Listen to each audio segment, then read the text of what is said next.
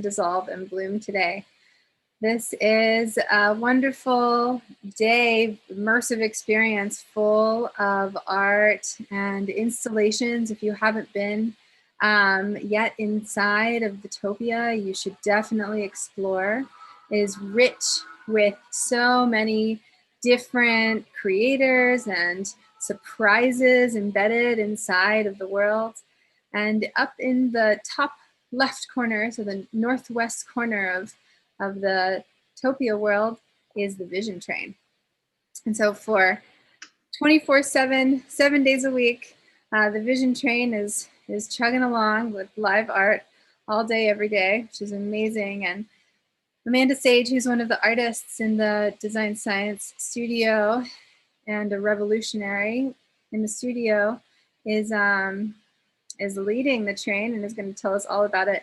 But first, just wanted to thank you for joining us. And if you're tuning in from the land of the internet where this is streaming, this is an experience that is being hosted by the Design Science Studio. And the Design Science Studio, which we'll tell you a little bit more about after Amanda shares about the train, is an educational incubator for art that's empowering global creators articulating a world that works for everyone. And so we're really moving and using our creativity to weave and create buoyancy in this regenerative movement by connecting globally. And so today we have a whole day of events, and we have an immersive world. And so we just wrapped Agora, which was an amazing, rich conversation space where people were digging into inquiry and a rich depth of I would say, like, how do I even put it? It was dense. I mean, the times that we're in, as we're really working towards equity for all, they bring up a lot. And there was a time to talk about that space created a container to think about what is it that we're letting go of as we're coming together as a global family. And how can we learn from the lessons of the past and the great architects of the past that have helped us bridge this path to the future. And so now we're transitioning into the time where we're going to be live in the Vision Train. And then after the Vision Train, which will be rich with conversations, as well as spotlights from some of the artists of both the studio and the Vision Train, we will have a performance in the Regeneration Cabaret that's going to go for 3 hours. So definitely stick around and have fun. And if you haven't joined us yet, please jump on in to the event. And I will pass the mic over to Amanda.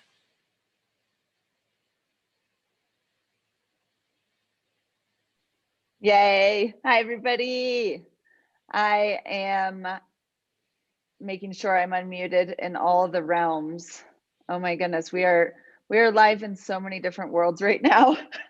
And I'm feeling it, It's really special to, be growing the toolbox. I feel that's what we're doing here. Like, I am pushed to my edge in the coolest ways, being a part of the Design Science Studio and being a part of the train. The Nonstop Vision Train Global Art Jam is an experimental community collaborative virtual studio that started in March. And it's been such a ride, and when we launched, we were like, where are we going? What's going to happen? How long is this going to go for? Nobody knows, right? But we're in it and we're on it, and we're feeling it out. We're like, where is it that we really want to go? What is important to us? And so I prepared a little presentation just to share with some of you where we're at now, where this idea came from in some ways, and hopefully inspire you to become more involved or just encourage you to go deeper into your vision. So I'm going to share my screen right now. Thanks so much, Roxy, for everything that you're doing, and Nico and Caro and all the folks that have put together this world that we're a part of, that we're building together. It is such an honor to be learning together with you. So here we go. Ooh, there we are too. Wave. And There we are in Topia too. All the things. First of all, the vision train. How did we get here? Where are we? The vision train is coming at you. It's coming right for you, for us. It has been woven through time as a story, as a metaphor, and I feel like it's time to take it really a step further. And here we are. This is a little screenshot of this world that we're in. This was kind of early morning, or maybe it was late night. There wasn't many people in here yet, but the train, this iteration that we have right now in the train. Thank you, Umir, who created this drawing out of a sketch that I did, and you know, we're now in a virtual realm, but someday coming in and out of a black hole. But someday we are going to be on a real train. I feel that coming.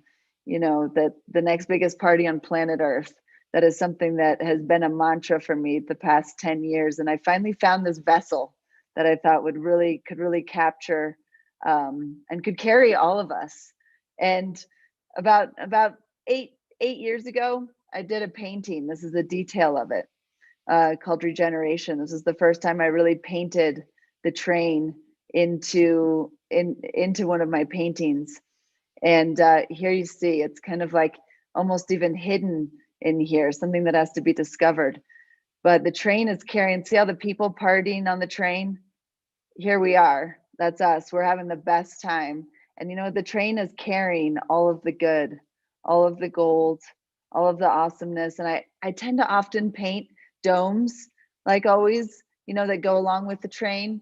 Teepees. This is one of Harlan's in the Design Science studio as well. This is one of Harlan's creations. There's a labyrinth, there's a circus tent, Tesla coils, there's a stage. This somehow reminds me a little bit of Topia, of this world that we're in right now. And this is just one little fraction of it. And we're just gonna keep building from here, you know. But for me, it's been this as an artist and a painter, I have really been exploring this vision through my work, through painting, and really diving into the chaos of the potential, and then looking for the clues, you know, and then talking about it, sharing about it. And that's what's brought us to here, to the Nonstop Vision Train Global Art Jam. Where you are right now, where we're streaming from this Zoom, this has become a second home to a bunch of us. This has been running 24/7 since March 24th. And as an experimental space to see what would happen if we got together, to encourage each other to go deeper into our work, to paint the best work, to create the best work we've ever done, you know, to really, now is the time to really refine our stories and our visions. And so gathering together, to be alone together at this time is such a powerful thing. And what has happened is what we're doing is we're building community. You know, we're building community, and we are learning together. We are in training. We are in training. So where did this idea come from? That's where did it come from? I have to say, when I was a little kid, I was pretty lucky. I had some really interesting parents, and we had this big poster on our wall. And it was a poster of this piece. It was called as the Peace Trek, created by Joel and Diane Schatz. And I know it's not the best resolution here, but you can see down on this part of the sphere of the earth, it's really colorful. There's a lot of green, and man, I studied this as a kid. It was kind of like, where's Waldo kind of a vision, right? And down here, there's like people having so much fun. There's solar panels. There's like people eating food together, doing Tai Chi, all this kind of awesome stuff. And then as you go further up here, it gets more and more kind of desolate, more gray, more polluted, more conflict. And as a little kid, I looked at that and I was really like, you know, where do I want to be? Where am I in here? And I was like, I'm definitely want to hang out over here. This looks like more fun. So I feel like I committed to this vision of creating this world when I was a little kid. And this is a painting by a dear friend of mine and of many of ours, Mark Henson. He's one of the legendary visionary artists of our time. And this piece, I think, says so much about that choice. You know, where am I? Where do I want to be? Where am I going? Where am I going? What choice do we have? We have on one side, we have a world that is burning, you know, we've taken the road to the end, you know, where it's not sustainable anymore, you know. And so, but this world is possible, and we are at that precipice. We're at that precipice of this choice. And so this is really what is inspiring me. This is another one. This is the larger scale of that painting that I showed you before, called Regeneration. I painted this in 2012, and it was really a prayer and invocation for inviting this vision to speak to me and to speak to us. This is another piece that I did at Lightning in a Bottle 2012, exploring also this vision. And here we are in this environment of a festival, of a feast for all, right? And here's the train. And when somebody would come up to me and you know, we'd chat as I was live painting, I would ask them, where are you in this vision? Where are you? And I would paint them right in. You know, it's like, you're a part of this. What is your role? What part do you play in this? And I think Harlan also, I painted one of his sculptures in here as well at the time. But this is really something, to me, there's such a magical process here of being able to integrate the vision, explore the vision in this way. And this is another painting that I did in a few years ago that I called the Vision Train. And it was a part of a class that I was teaching 5 weeks long in Vienna, Austria, at the Vienna the Academy of Visionary Art. And here's the train coming right for us, right? And the train is carrying this story, but it's coming out of this grid that is it's the grid of Burning Man. Do you recognize that, right? The grid of Burning Man, and at the center, instead of the man, there is all kinds of stuff happening here. And this is a place of gathering, and the teepees represent this recognition and remembering of our indigenous selves, our indigenous people. You know, the sacred fire is really at the center, I feel, of this story. And the radiating out, these domes are kind of like centers of gathering, of learning, of sharing, you know. And that's kind of what's happening right now in our event today, Dissolve and Bloom. And out here even further, there's the villages, and you know, and this is interfacing directly with the city, with the urban setting, which kind of represents to me where we've come from, where we've come to in some ways.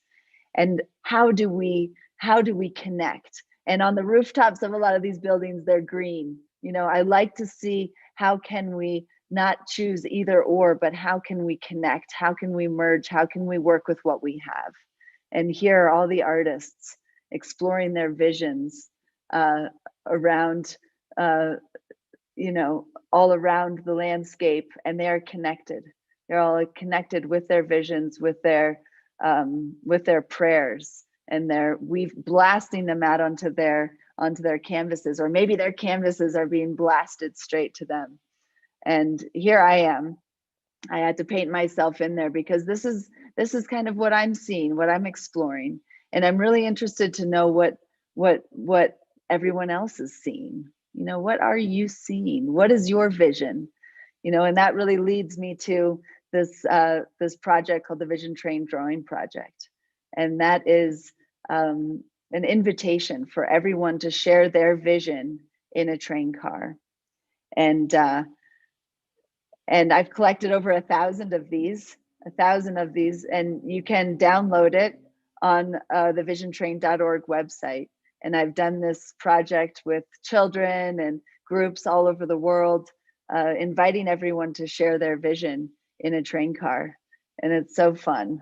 It's so fun to have that time together to meditate into what is our prayer? What is it that we want, right? This is your place. This is your container to explore your vision. And you don't have to know exactly what it is yet. You have to go towards it though. And so this is an opportunity to go towards it, right? And so linking all these visions together, then we will create the longest and most beautiful and colorful and inspiring train in history, which eventually will take on the road. And I see this as a meta vision. This meta vision is going to connect the train stations that exist, the new training stations, trading posts for the new world that we are creating, that is totally possible. And this is a little shot of people doing their vision train cars at the Envision Festival in 2020, which was the last festival that I got to experience. And I know some of you were there as well. Yeah, and so this painting, Regenerating Heaven on Earth, is another one of the prayers that I've painted into being, where, meditating on this, on origins and where we're coming from and where we are going. And here's the train carrying the potential. And here's this transition between the world we live in now and us coming together again in the circle to share and connect, listen to each other, really listen to each other, and listen to nature, to the water spirits and everything. And that's about it. That's the end of my presentation today. For those of you that are here, those of you that are streaming in through all the other platforms, you're welcome to join us. Jump on the nonstop train, follow us, and get in touch. This is just the beginning, friends. And really look forward to playing with you and continuing to iterate this story. So I'll stop my share, and Roxy has also something special to share with us today. In this vision, that you are cultivating with the Design Science Studio and Hab Ritual and all the work that you do. You really see, I know that you see art as this really important tool and medium of communication and activation. And I'm so inspired by what you do, and how the art that you are creating in the world, as you are an artist in your own right, as a painter, live painter. You have taken your art and really into community building. And I really look up to you for that, and am excited for all that's to come. Thank you so much, Amanda. I think I'm unmuted. I'm just going to turn on my little broadcast guy in Topia, as we do things in many places at the same time. Okay, great. Thank you for that beautiful introduction, and also for taking us on the journey, not only through the vision train, but your vision. I feel like it is an invitation for me to share a little bit more of my personal journey as I share about what we're up to, and one of the things that I'm going to be speaking about is about the power of art, design, and creativity to propel a movement. So yeah, just thank you for the torch and the beacon that you have held for so long. And I am just so honored to be sharing with you and to be linking these visions together. So in that, I will begin to share. And I think that I'll start, actually, like I said, with a little bit of my own story. In the wake of the fact that we're like deep in it with the studio, and all the work that we're doing as a global cohort and collective, I often don't share as much about what it is that, my background. And so I'll very briefly just say that I've been an artist since I was a little tiny person. And I've also been a complete and total nerd since I was a little tiny person, and was raised by an incredible activist mother, and very, very close to the earth. And so I felt this sort of tensegrity inside myself that art and science didn't need to be separate. And I was always trying to see how I could build bridges with what was true for me, which was that I don't learn in just one way. I learn through doing, I learn through experiencing, I learn through processing and through creating. And it's not all this traditional learning mechanisms. And both of my parents are educators.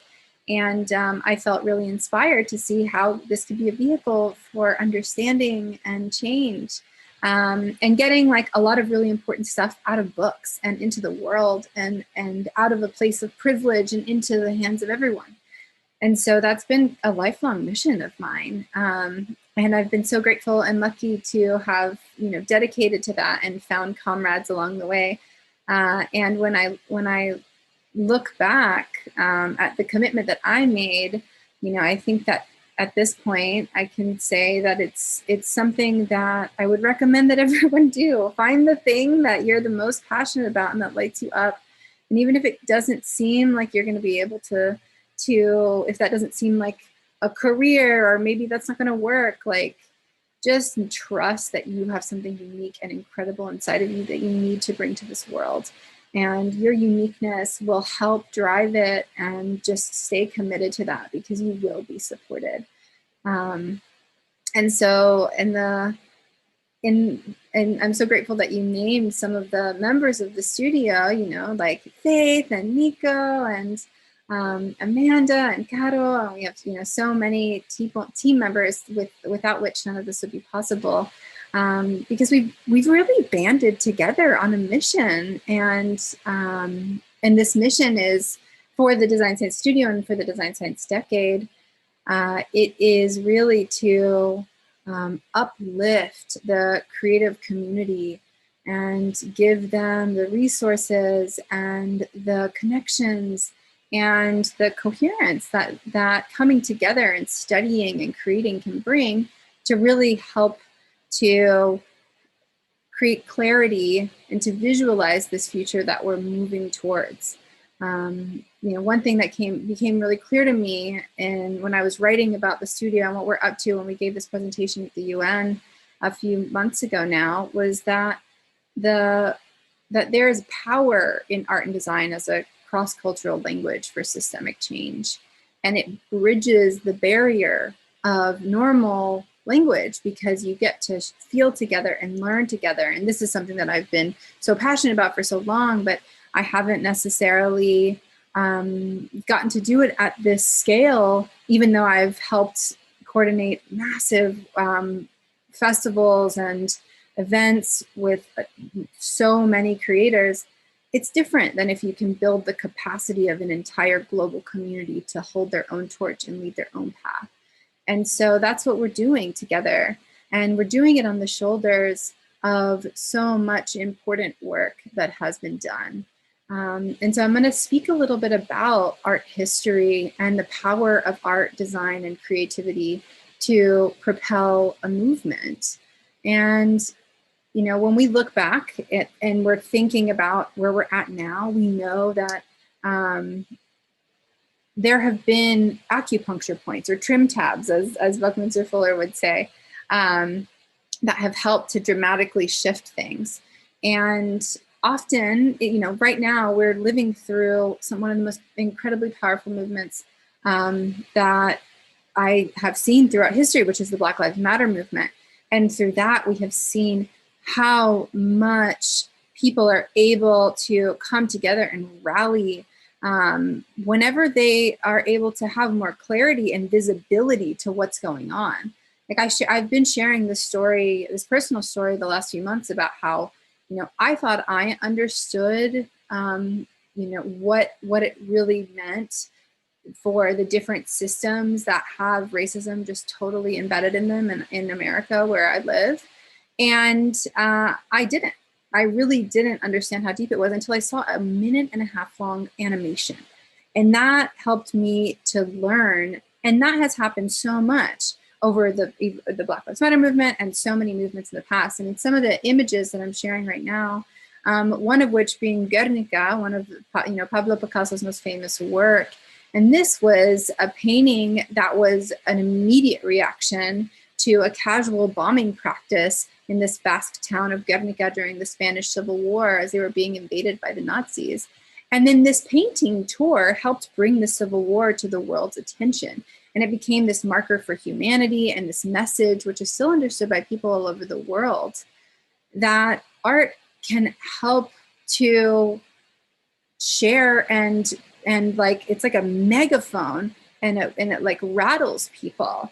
And so this is one example as we look over the course of time. But, you know, another one like Butoh, if you've ever seen Butoh, which is a ritual dance avant-garde form, based out of Japan that I practice, and Tigre, who is also in the studio, practices, and Anastasia Luis Aranga, who's another member of the community, is one of our guides for. But this was formed in 1959 as a reaction against the Western influence to Japanese politics and culture. And it arose after the Second World War. But it has this incredible mixture of honoring the past, and this confusion, but also just like it grasps you. It is a silent anguish, and it's beautiful, and it becomes a vehicle for people to learn about something atrocious that happened, but also a tool for those who don't even know, to feel more deeply and to slow down. And there's so many wonderful examples, right? Like Strange Fruit, whenever Billie Holiday released that song that had like racist lynchings in it, and it stunned audience and refined popular music. And it wasn't the first protest song, but it was absolutely one that rattled people to the bone and stirred and chilled the blood. And yet it helped people wake up. There's so many wonderful other examples across time, in our lifetimes and before, including, you know, the spoken word revolution, right? Like that, one of my favorite movements, you know, before rap, the roots of rap and hip hop, before that, the spoken word revolution happened. And it was a way for those communities to revolt against what was going on, and to share their voices, and to really speak up in this time. And then, you know, it gave them an avenue and a vehicle to share what was going on, and come together as a community. But yeah, Guerrilla Girls, Afrofuturism, the Dadaism, the Russian avant-garde, there's so many amazing and important examples of art that can propel a movement. And the ones that we most often reference whenever we're, you know, sharing about the studio in brief are, you know, there's two, right? One that's the designated driver campaign, which I think is a really interesting one, because at that point there were drunk drivers, and then there was this concept that was introduced into the film studios, and it made it into popular TV and culture, and then now it saves lives, and it's a totally normal thing, but it was introduced into film. And so, you know, more and more of these examples, we can just, if it's helpful at any point, to just say, okay, like, I'm not crazy. Like, I know that this has proven the test of time. And I'm sure many of you have gone through immersive experiences in real life, or a workshop, or a moment of like clarity and stillness that brought you to a new place, or watched a film that for a little while suspended your disbelief and allowed you to feel into a new possibility. And art can do that, and shared experience can do that, and design can do that. And we're in a time of radical change. And this world that Amanda was sharing with us, this regeneration that we're so lucky to be living through, it needs our positive visions of the future. It needs your reflections. It needs you to express your eco-anxiety, and to connect with one another, and to channel your heart through music.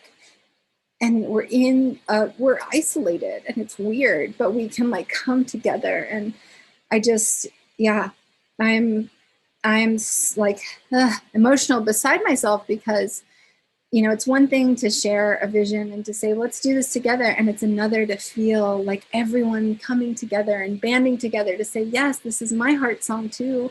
We can do this, and we can connect with the scientists and the people who are on the front lines, whose stories who need to be told, and we can help tell those stories, and we can help be a vehicle to change history now. And so I'm here to just share with you that, like, find that inside yourself. If you're already doing it, thank you. And we're like just deeply honored to be hosting and to be beginning this decade together. And the studio is but one part of this movement. And we're responding to this movement in this moment in time to help articulate this possibility of a healthy planet through this decade. And we need you, and we are honored to be with you. And we didn't wait. We just pushed play.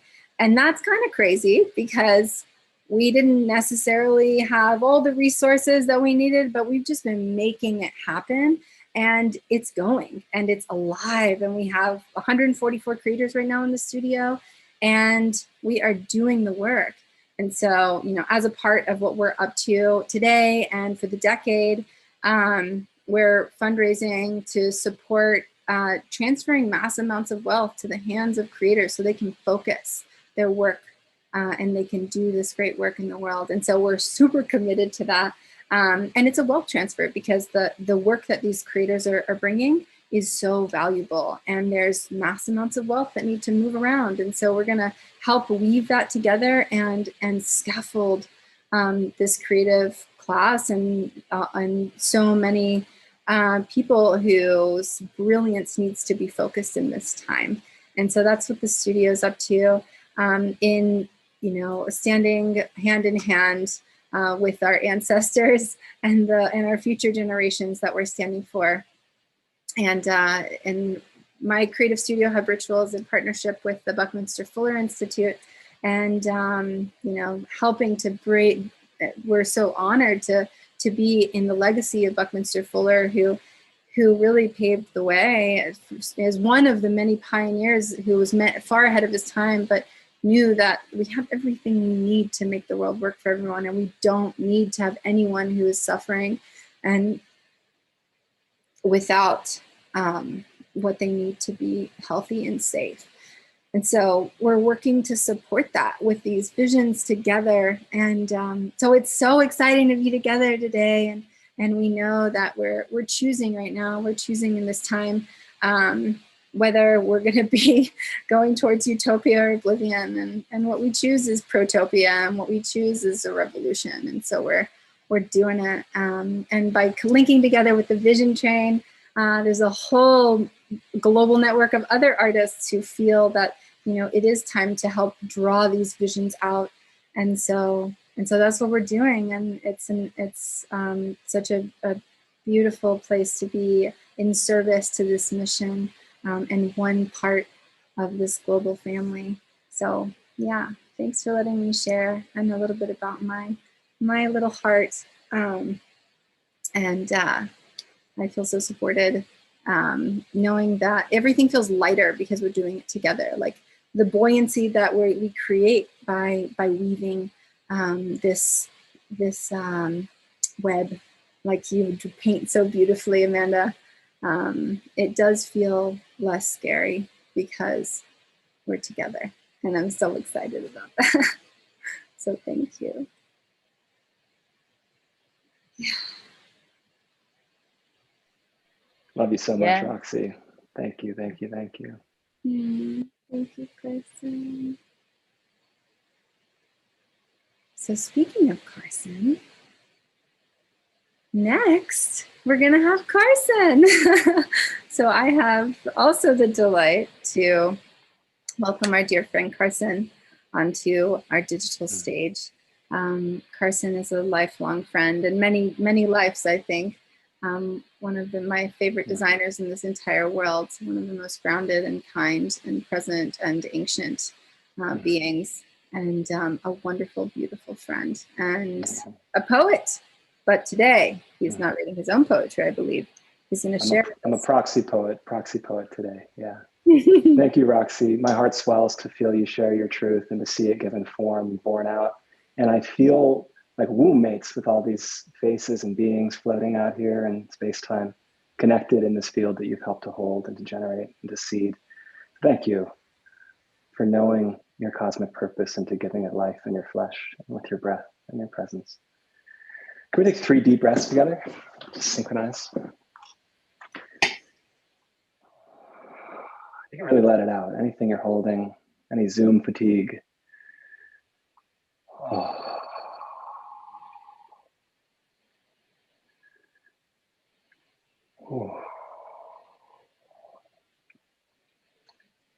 right, so at the Design Science Studio, our patron saint is none other than R. Buckminster Fuller, one of the most unique and inspiring human beings of the modern age. Many people have seen, his memes, let's say, his like 15 favorite quotes that sort of circulate the meme sphere. How many people, by show of wiggle, have ever like read Bucky's writing, ever like heard his voice extendedly? Nice.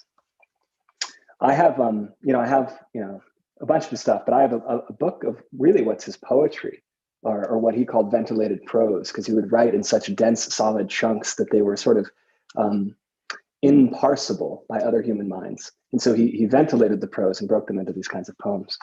And I'm digging into some deep cuts, but there's one in particular, all these feel relevant in uncanny ways to our time today.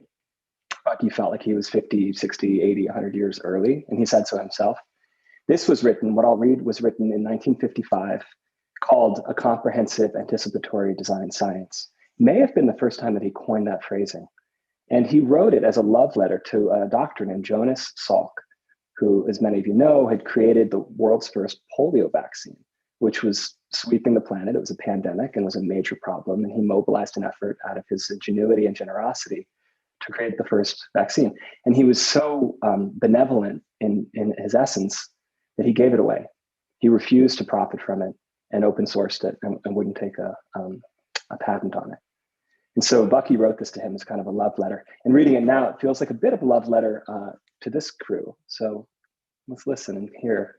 65 years ago, God will give his word flesh. And I was going to read something else, and this just was the one that just hearing y'all right now is like what needed to be read. So I haven't chewed on it much, but we'll see how this goes. It's nice to be read and to read. Okay. A Comprehensive Anticipatory Design Science. This is just 5 minutes or less. To Dr. Jonas Edward Salk.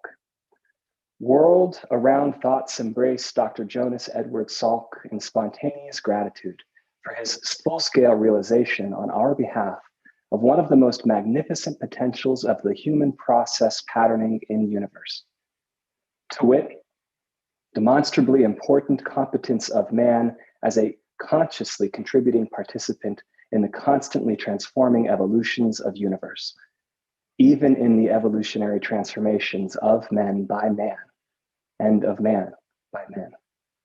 And as men demonstrate competence and responsibility as initiators of comprehensive anticipatory design science, as has Dr. Jonas Salk, they gear men's conscious efforts into nature's ceaselessly evolutionary processes, thereby progressively converting those inevitable and heretofore misapprehended and ofttimes vainly fought processes from painfully dissynchronous to happily synchronous events.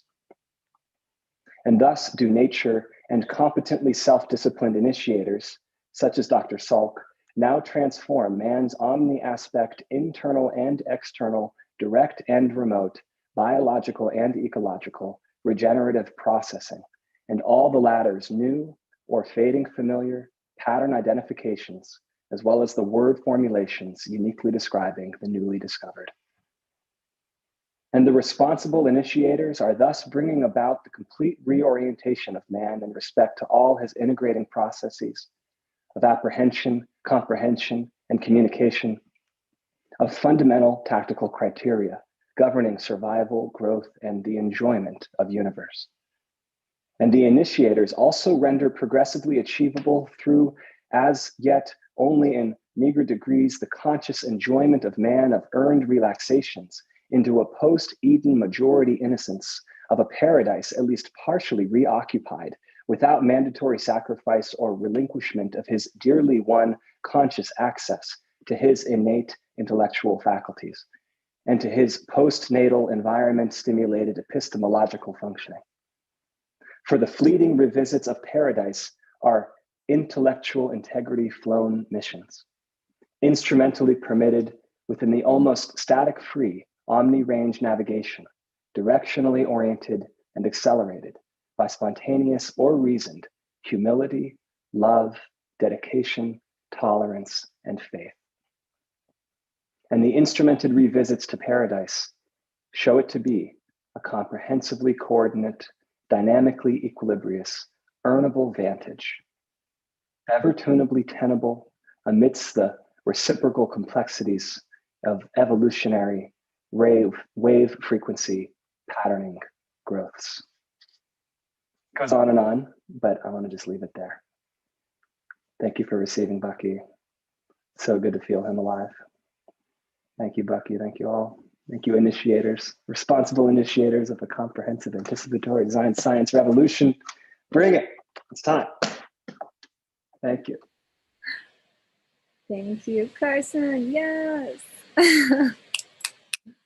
So good. Next time we'll get you up there because you're spoken word. I hear stories about you from college. Post Bucky. Yes. All right, love. Thank you. What a bunch of legends. How are we gonna even? What is this crew? Ay. Choo choo. Choo choo. Choo choo. So I'm actually gonna invite a dear friend here first, Seth Bunting, to the stage, because next up we're gonna introduce to you Dave Zabowski, who is an amazing, amazing visionary and revolutionary and friend and collaborator and I cannot do him justice because I'm still trying to wrap my head around his brilliance best as I can, even though I've had the beauty and pleasure of knowing him for the last year and a half. But Seth here, on the other hand, has known him for many years. He is one of his mentors, and I would love for you to do us the honor, Seth, of introducing Dave.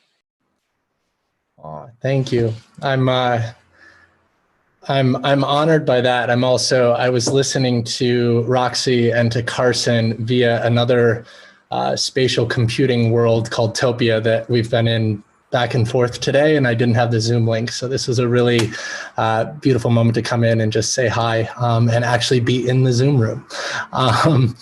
So Dave Zabowski, what do I say about him? He's this man was a former animator and illustrator for Disney and drew a lot of the original scenes that you see in a lot of those classic movies, and has taught creative sprints for Google and led for many, many years what it means to really be a refined artist. He is the epitome of what it is.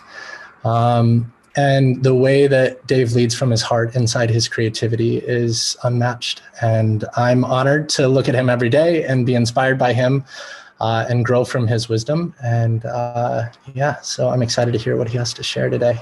And thank you, Rox, for saying hi. It's good to see all of you here. Okay, cool. Unmute. All right. Wow. Oh, you muted again, dear. I'm a little slow here. All right. All right. I think that's gonna do it. Yeah. All right, cool. Wow, Seth, it's great to see you. Thank you so much. That is beautiful. I'm just smiling because I just get to hear your voice. So that's really sweet.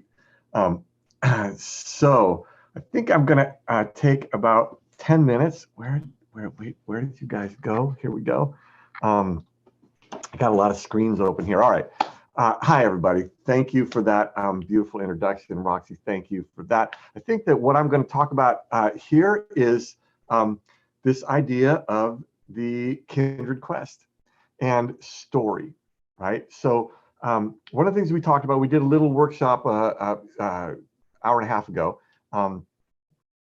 And one of the things that we talked about for creators, one of the powerful things for us creators is story. How we tell stories, how we believe and get others to believe in the things that we're up to. And so story is super important. But specifically, I want to talk about the evolution of story and where we are right now and how this impacts us and who we are and this train specifically.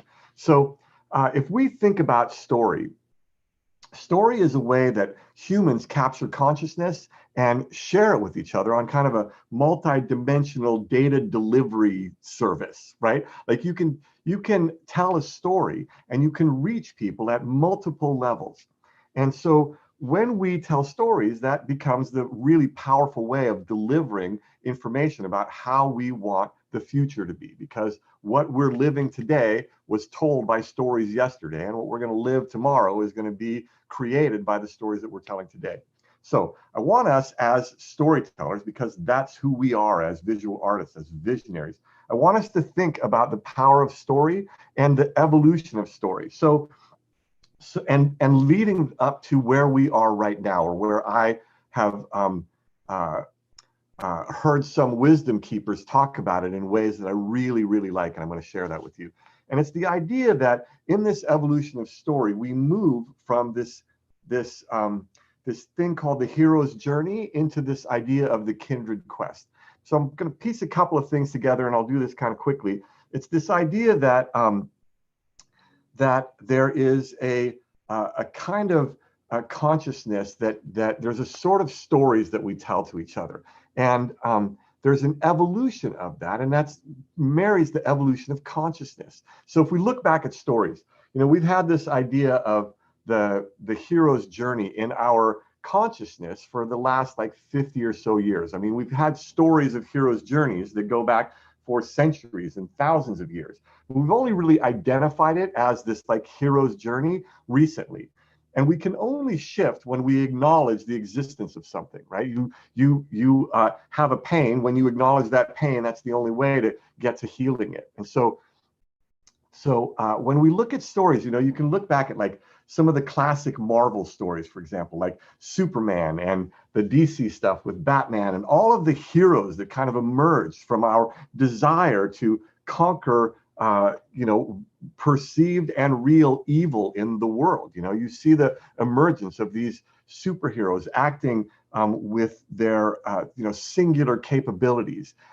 And then you see the evolution of that as it starts to change. If you look at movies as one of the expressions of consciousness in the world, one place where we're telling the most powerful stories, you can kind of track these movie posters, and you can sort of track this evolution. Like, let's take, I mean, I'm going to go back, so you got to be a little bit of a buff on this, but let's just say like Alien, for example, right? So here you have Ridley, she's trying to save this gal and save the cat, and it's, you know, Ridley is this sort of small character who's alone in the universe. And as that story progresses, you get to that place where she's like, get away from her, you bitch. Like, she's in that giant mechanic thing, you know, like she evolves this heroism from this small, meager thing to this incredibly powerful mechanized hero. You can look at like the evolution of Terminator. And how, you know, he's flopping back and forth on the, you know, the good guy and the bad guy. But I think that for me, one of the most powerful examples is the evolution of, say, Marvel stories right now, where we've moved them from this hero's journey, this idea that was catalyzed by Joseph Campbell in the interviews with Bill Moyers in The Power of Myth. And if you haven't seen The Power of Myth, if you're interested in the study of mythology, it's incredible. It's from the maybe 80s, but there were these interviews with Joseph Campbell. They changed my life about how I understand how story works in art and consciousness. But this kindred quest, I think, is super interesting. You know, it's this idea that these singular heroes now, when we tell stories about them, we have the Avengers. You know, they morph from being single to being collective. And if you start to look at the stories that are resonating right now, Stranger Things, the Marvel Universe, the Mandalorian, what was I just watching last night? The Dispatches from Elsewhere, super cool series on AMC.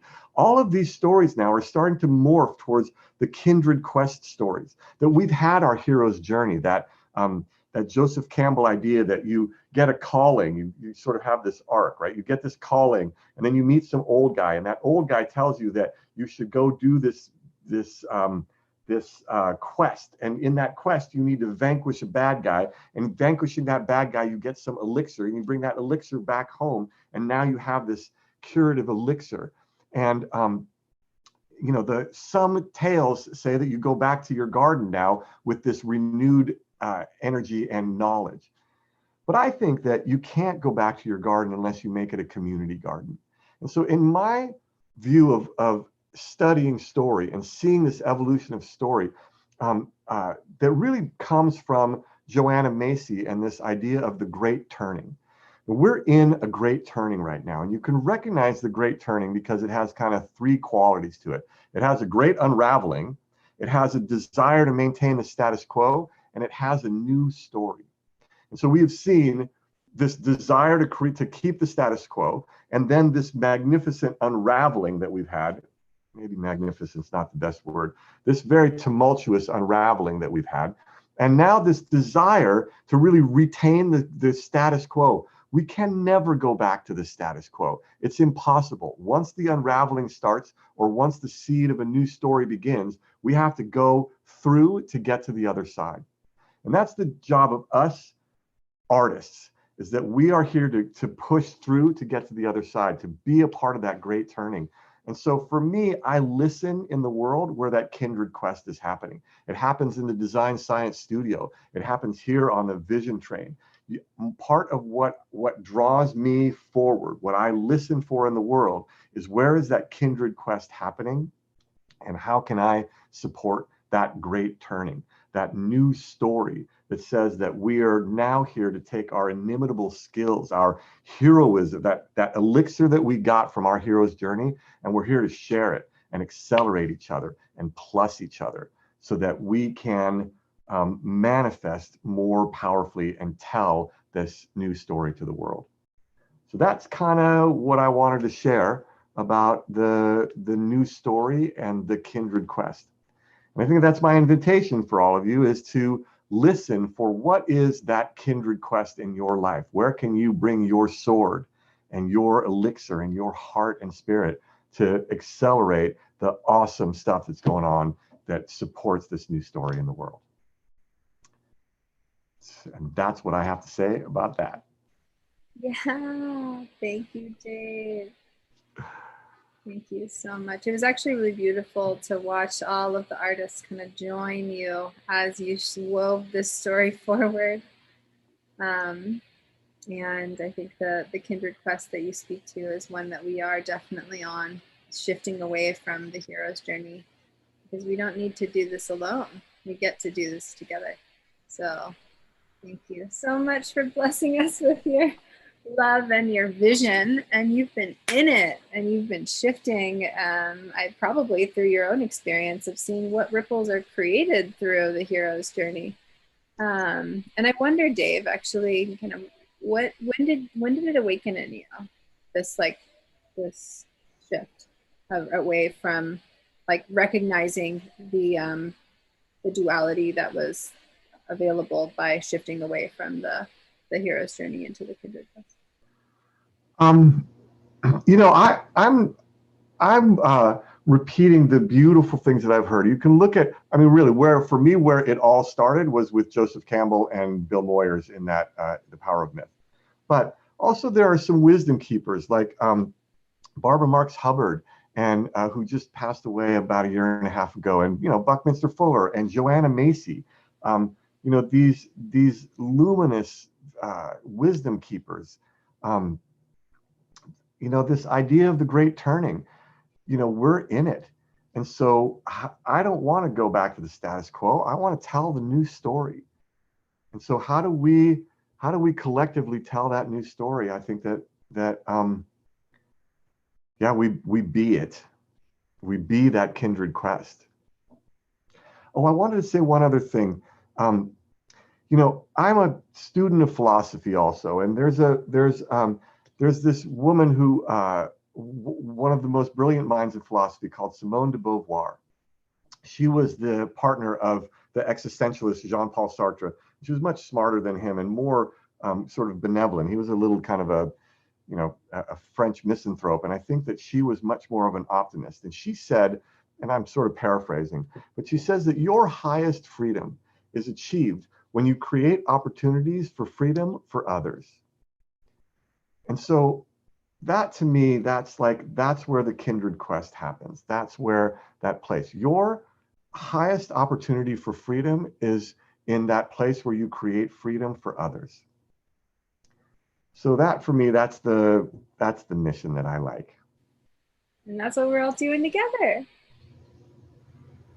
It's so nice to be reminded And, that's really the gift that we have in this space. We can remind each other, encourage each other, support each other, and plus each other. Thank you so much, Dave. You have so many little nuggets that you bring to the train and you bring to this space, and encouraging and inspiring the crew to develop their craft and find their puzzle piece. And it's create it.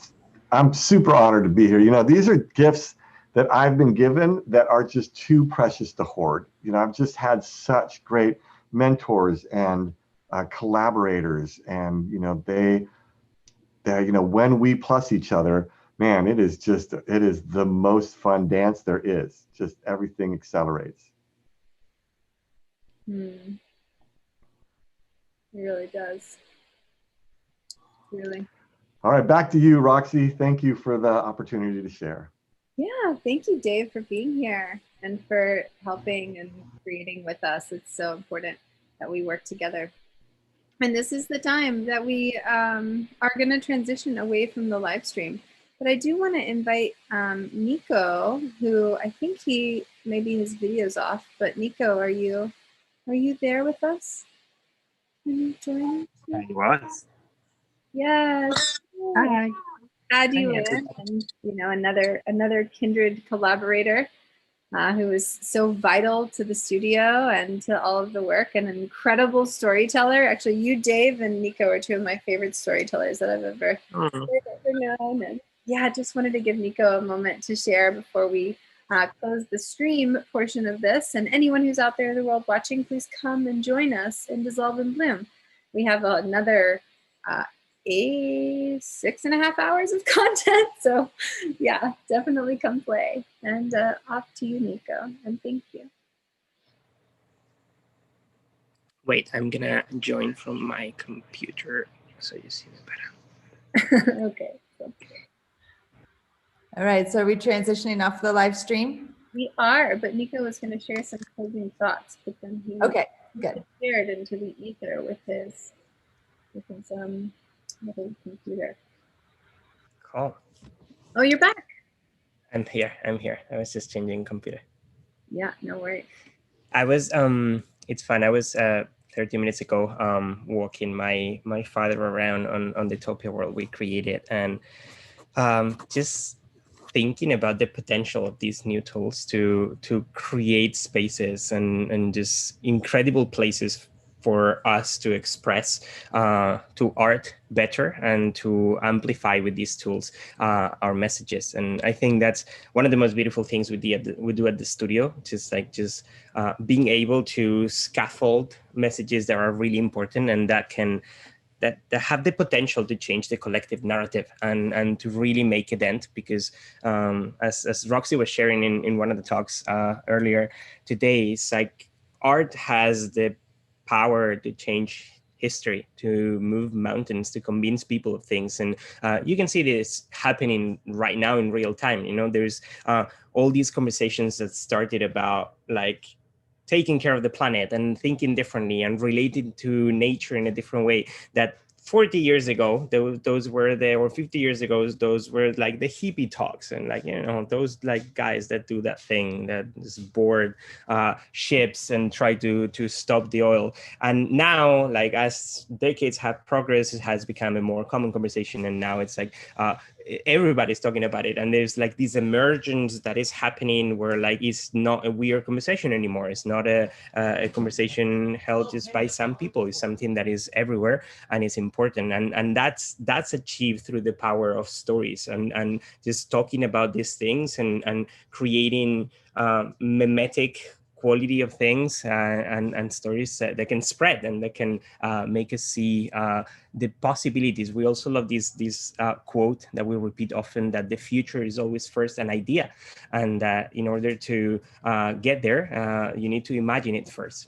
Things happen because we imagine them and we put them in words and paper and films and speeches, and then that allows us to start imagining how to get there and how to do one of our favorite things, backcasting. It's like being able to imagine a destination, and hopefully an optimistic and protopian one, and then see what are the steps that we need to take to get there, and how to create the necessary means and projects to just solve those problems to get where we want to get. And so we're incredibly excited to be doing this work from the studio and to allowing the voices of all these incredible creators to do this, because I don't know, I have the feeling that we are entering such a crucial time in human history, and it's now, and if not now, when, and if not us, whom, and